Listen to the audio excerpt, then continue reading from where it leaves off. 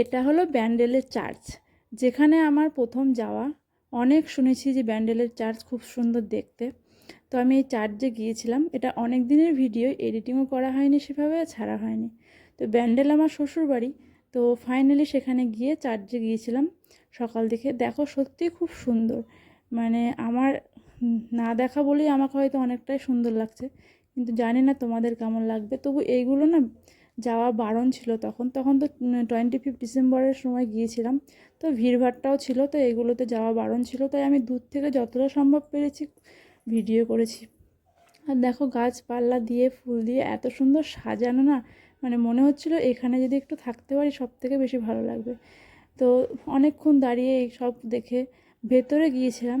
ভেতরটা তো আরও সুন্দর, কিন্তু ওখানে তো ভিডিও করা অ্যালাউ নয়। তাই যারা এখনও দেখোনি অবশ্যই গিয়েও। এখানে জেসাসে যে এইগুলো দেখাচ্ছিলো এগুলো খুব খারাপ লাগা বা কষ্ট লাগাও মানে মনে হচ্ছিলো, কিন্তু কিছু তো করার নেই, এগুলো তো অনেক আগের ঘটনা। তো ভেতরে যখন ঢুকলাম সে দৃশ্য আরও সুন্দর, কিন্তু ওই ভিডিও করতে পারিনি। তো এখানে 25 ডিসেম্বর উপলক্ষে অনেক ঘুরতে গিয়েছিলো, বেড়াতে গিয়েছিলো। তো আমি তখনই আমার শ্বশুরবাড়ি প্রথম গিয়েছিলাম, মানে আমাদের যেটা ওই বলা হয় না আদি শ্বশুরবাড়ি বা কি যাই হোক একটা কিছু বলে, অতটা আমার ঠিক খেয়াল থাকে না। দেখো এখন এখানে না কত সুন্দর সুন্দর করে সাজানো আছে। এগুলো দেখে মনে হচ্ছে যেন আমি একটু হাত দিয়ে আসি, কিন্তু সেগুলোও মানা ছিল, সবই তো মানা। জাস্ট সাজানো জিনিসগুলোই দেখছিলাম।